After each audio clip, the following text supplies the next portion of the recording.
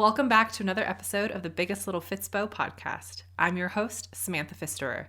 This podcast is based out of the biggest little city, Reno, Nevada. In this podcast, we'll explore fitness in any and all aspects of the word.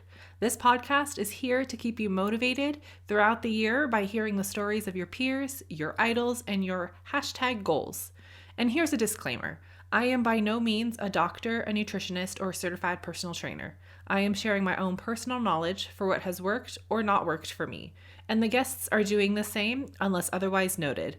Always consult with a doctor, nutritionist, or certified personal trainer before trying any methods for yourself. On today's episode of the Biggest Little Fitspo Podcast, we have Stormy Davis, another bikini bodybuilder who is sharing her journey of what got her to where she is today. Prior to the interview, I really hadn't ever met Stormy before. She and I have kind of run in the similar circles. We both competed at the 2019 Tahoe show, and she honestly kind of scared me. She's just got this very intimidating personality, demeanor, and stature, but talking to her, she is super sweet and super supportive, and I hope you guys enjoy her conversation as much as I did. So without further ado, here is my interview with Stormy Davis. Thanks, Stormy, for coming on the Biggest Little Fitspo podcast. Thanks for being here today. I'm excited. Thank you. So let's start with a little bit about who you are, how old are you, and how long you've been active. Did you start as a kid? Is this an adult thing? Okay, so my name is Stormy Davis. I just turned 25. I spent the first 10 years of my life in Atlanta, Georgia, moved here, and then I just moved away 2 years ago. I've always been super active. I did 13 years of gymnastics. I played soccer. I did basketball, I played volleyball, I did CrossFit and cheerleading all throughout high school, so it's always I've always been doing something. That's cool, and I've kind of noticed that as a theme with all the people I've interviewed that's always done some sort of childhood sport, and then based on whether or not they like that is what kind of propelled them into the thing. So as a kid, what was kind of your favorite sport, would you say that you... Gymnastics, yeah, I loved it. I loved the bars, and I loved vault. I couldn't really get on the floor. That was kind of that stressed me out. I don't like going backwards, but I loved spinning around the bars. Nice. Yeah. Did you ever have a favorite outfit that you wore, favorite color combo or anything? I don't know how it works for... Yeah, you have your leotards, I think they're called now. I had this purple one and it had diamonds all over it, which is probably why I like bodybuilding, outfits, because I have a purple one with diamonds, so it makes sense. So what was the last thing before bodybuilding? What was that transitionary period? So after high school, that's when I did CrossFit and cheerleading. And then once I was in college for a few years, then I went into bodybuilding. Okay. Yeah. So what, did you see someone a sparkly bikini? You're oh, what's that? Or did you have a friend who did it? What got me into it? Yeah. Okay. So long story short, I was going to college and I was good at college. I didn't get bad grades, but it wasn't really very fulfilling. And then I was in a super toxic relationship. So I was at this point in my life where I was I need something to kind of pull me away from this relationship, kind of give me some self-love, something to focus on. And I had friends that did bodybuilding. So I was I'm going to do that. I'm going to give it a shot. Bodybuilding is something from the moment you wake up to you go to sleep, what you do contributes to your success or your failure. So I was I'm going to give it a shot. And if I hate it, I never have to do it again. And if I love it, I do one show, awesome. And I got hooked after Motherload. Nice. So, was it what year did you first start competing? I think it was Motherload 2019. I started prep, I think 2018 October. Okay. I think. I don't know. I think. Yeah. Very cool. Yeah, I was at Motherload watching it because I was already in prep at that point. I had started prep February 2019, so I was watching Motherload to see how kind of the show flowed and everything. Mm-hmm. So I remember sitting there pulling out my food out of my backpack and eating as I was watching. It was the big circus one. Yes. I think that was 2019. Yeah. Yeah, and I remember that I sat on the left side of the auditorium, so stage right, and when they positioned the big gold elephant on that side, it was reflecting right in my eyeballs, and I'm this is great. Yeah, it was the best, worst first show ever, because now every show I do, I'm why isn't it so extravagant? But it was such a good, fun show to do for my first one, so I'm stoked about that, yeah. Yeah, Center Podium always puts on great shows. Yeah. So let's see. What do you like best about bodybuilding compared to all the other sports that you've done? Probably the community. I think a lot of people get this mindset when they hear like bodybuilding that everyone's super cocky and rude and like into themselves. And I don't lie, there's a few people that are, but for the majority, they are all like, everyone's rooting for everyone. Everyone wants everyone to succeed. And it's just like such a good community. I know I can reach out to so many people and be like, I need help with ABCD. And they'll be like, oh, here you go. Like, this is the answer. And it's a really good community compared to other sports that I've done. And so speaking of community, I know you've been on a couple different teams over the past couple years. Obviously, we don't want to bash certain coaches or whatever, but like what made you go from team to team to what team you're on now, if you are on one? Yeah, so I'm currently with Dylan Bear Aesthetics. I love him. He's super, he individualizes you, you know? It's to who you are. And the first team, I really loved the girls that were on the team. I did love my coach, but after competing for like 13 months, I was not reversed out, so obviously I blew up. And then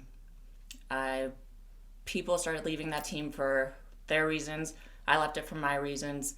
And then I went to another team, and that person was great too, but it was just lack of communication. And so I was like literally going into peak week, like peaking myself, I felt. And I'm someone, I need step-by-step directions. Like, I want to know when to eat, how much water, when to go to sleep. Like, I want it all during peak week. So I went to Dylan Bear after hearing literally like the most amazing things about him. And he has done such a good job with me in my off season that I cannot wait to prep with him. Yeah, it seems like you've had a pretty rad off season. I've been following you, so I'm excited to see like what you can bring to the stage. I'm super stoked. And he's really like into like kind of balancing, not just bodybuilding, but just like enjoying life too. And he's just a really good person.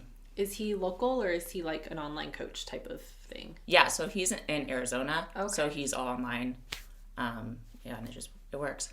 How do you stay motivated when you have the online coach versus having someone like drilling you in the gym?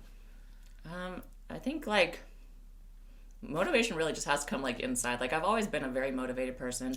I grew up with a single mom who was very independent, very, you know, get your stuff done, like go, go, go. And so it's just kind of like drilled into my head. Like, if I want it bad enough, like I can go get it, but I'm going to have to go get it. So that's my motivation. If I'm ever feeling down or like a little less motivated, I have people I can reach out to, and I know they'll be like, you know, it'll be worth it, or, you know, just remember your goals or something like that. That's cool. Yeah, I know I briefly joined an online team, and it's really hard. Like, I need the person in person being like, one more set, one more rep, like pushing me harder, adding more weights, you know, because in the gym then I wouldn't have a spotter or anything to do like those super heavy days. So kudos to you for being able to do the like online coaching. Yeah, thank you. I like it. That's awesome. Let's see. What do you find most challenging about bodybuilding? I mean, obviously, there's two things. First off, going into off season, obviously, like losing those gains, you have to have a very strong mindset, and not get down on yourself. You're supposed to gain body fat. You're not supposed to be tiny year round. And the second is getting on stage. Like, I'm not really a people person. I don't like being the center of attention. So getting on stage in a teeny tiny bikini, that gives me anxiety, stresses me out. So that's the hardest thing.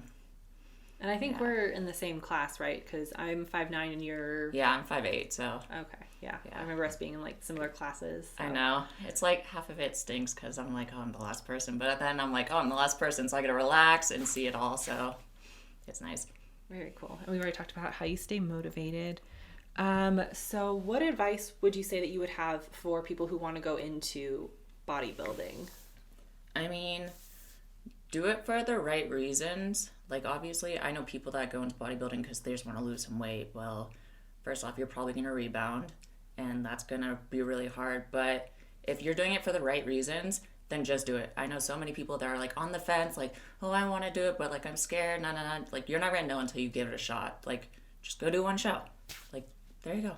Yeah, because there's no, like, once you sign on, then you're committed for life. You can really do, like, one and done. Yeah, and you don't even have to, you can borrow a suit from someone. Like, yes, bodybuilding's an expensive sport, but there's cheaper ways you can do it if you just want to give it one shot. Do you want to go into that a little bit? Because I don't think my other bodybuilders have gone into, like, just how expensive it can be. Obviously, we don't have to give, like, exact numbers, but, like, how would you like cheat the system and make it more affordable? If you have friends that bodybuild, reach out to them. Hey, can I borrow your suit? You can rent suits, tan. I know a lot of people that do their own tan. I personally can't do my own tan. I'm not that kind of person. I was just going to say, have you ever done your own tan? No. But I know like Hope Harper, I know her and her mom do her own tan like all the time. So if I really wanted to like cut corners, I'd be like, hey, like, can I use some of your tanning stuff? And then I'd have my boyfriend like do my back or whatever. You know, you can't cheap out on show registration and stuff like that. Like, obviously that's set in stone. Find a local show. Find a show that's maybe a 5-hour drive compared to, you know, flying across the country. That's really, Cool. Yeah. I know that one wasn't on the thing. I wasn't on the fly. That's good. So what advice would you have for people who are currently bodybuilders and struggling? So like if I'm on prep, like what advice would you have for me if I start to like fall off the wagon? I'm like, oh my God, Stormy, help. Check the people that you're surrounding yourself with. If you constantly have people that are bashing the sport or just, you know, oh, eat this, not supporting your goals when they know like you're prepping, then it's a lot more difficult, you know? Find people that encourage you and are supportive of it and, you know, want you to win. And then, what was the question? What was the most? Just advice for people in bodybuilding. Reach out to others, ask for help. And if you're struggling, like, just talk to your coach about it. Like, be open. Don't be scared. He or she, they can't, you know, help guide you if they don't know what's going on. That's such a valid point, yeah. Yeah. I had another question I was going to ask. It'll come to me, I guess. Do you have a like routine that you do before you step on stage, like a good luck? Like, do you pray? Do you like do a happy dance? Like, do you have a tradition before going out? So, like I said, I don't really I like the stage part, but that's the part that makes me most nervous. So, being backstage is all about like getting my mind right. So, I'll go through my routine once or twice, and then I bring my AirPods, and I put my AirPods in, I put my feet up, and I just close my eyes and like listen to like super calming music and just like zen out. And I just try to like get out of my head and not stress, and that's kind of what helps me the most. And then I'm always last because I'm super tall, so then I get in line, and there's a quote, all you need is 20 seconds of insane courage, and I promise you something beautiful will come of it. Oh, I like that. And so I'll stand in line and I'll just repeat that to myself. And then I'll get up like on the stage, do my thing, and I even say it to myself when I'm in like the back pose. I'll just like whisper it to myself. I'm sure the people around me are like, this girl's crazy, but that's what it takes for me to get like zen and to do the thing. So yeah. That's cool. I like that little quote. Maybe I'll make that as your like little like quote thing. Yeah. All I need is 20 seconds of, what was it? All I need 20 seconds of. All you need is 20 seconds of insane courage, and I promise you something beautiful will come of it. I think it's from Winnie the Pooh, honestly. Oh, that's awesome. Yeah. What workout are we going to do today? Is it upper? Is it lower? What do you have planned? I have back and biceps for you. Oh, nice. Yes. I haven't worked back in so long. I'm excited. But what does your workout routine look like? Like, do you start with cardio? Do you start with a warm-up? Or you just like hop right in? How does your workout? So I always warm up whatever I'm doing just by doing lighter weight, and then I jump into the workout, and then I do cardio after my workout. Always, not today just because it didn't work out that way. And now I'm like really trying to focus on like stretching, so I always do that after cardio and my workout. Okay. Yeah. Cool.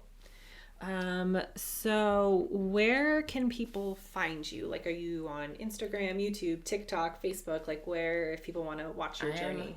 Horrible at social media. I'll post like consistently for 2 weeks and then I'll disappear for a month. But really, Instagram, it's just Stormy Davis.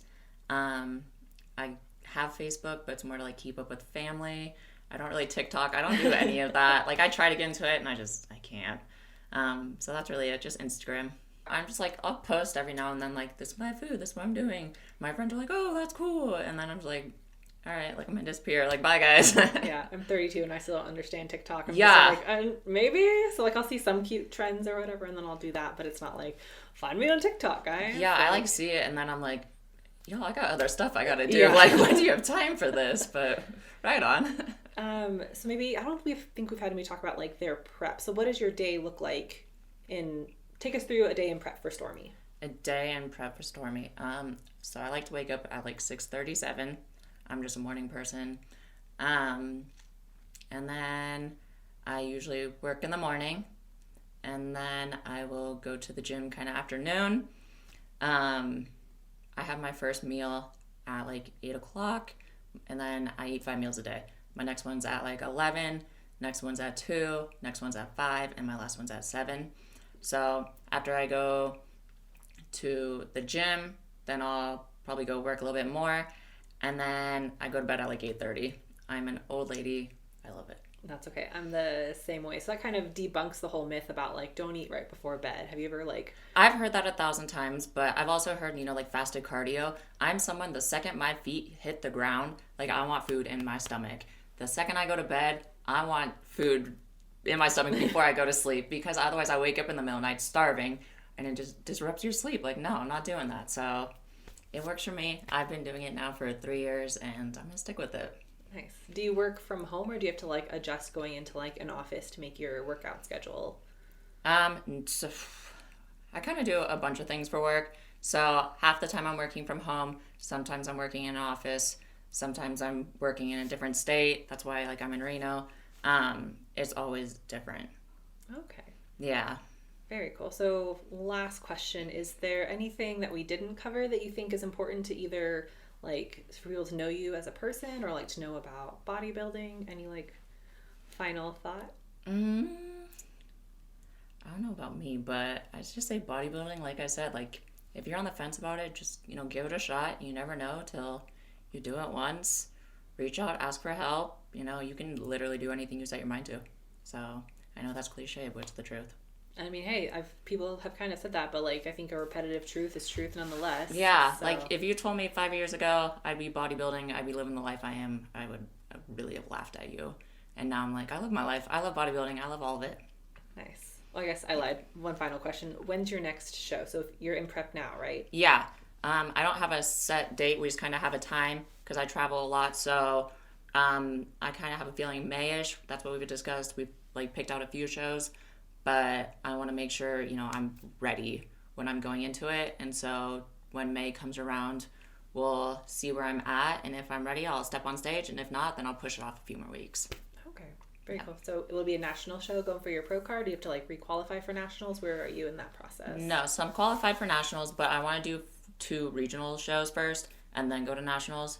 I just kind of, like, I don't want to go to nationals if I get horribly beat at a regional show. Then I don't belong at nationals yet. I'm going nationals when I'm ready to go nationals. I'm not going to rush that. Okay. Yeah. Makes sense. All right. I think that's all the questions awesome. I have. No worries. So thanks so much for coming on the podcast. Thank you. It was fun. I hope you enjoyed my episode with Stormy. I had a great time talking to her. And then once we ended up leaving my podcasting space, we ended up talking a bunch more and was like, oh, we should have put that on the podcast. Oh, we should have put that on the podcast. So maybe in the future, we will do a follow-up episode after her next season that she is currently in prep for. We went to the gym. We had an awesome pull day, back and biceps. It was so much fun. So look forward to that on YouTube this coming Sunday at youtube.com/itsasamthing. I'll go ahead and link Stormy's Instagram in the show notes for you below, as well as all my other contact information per usual. With that, I will talk to you guys real soon.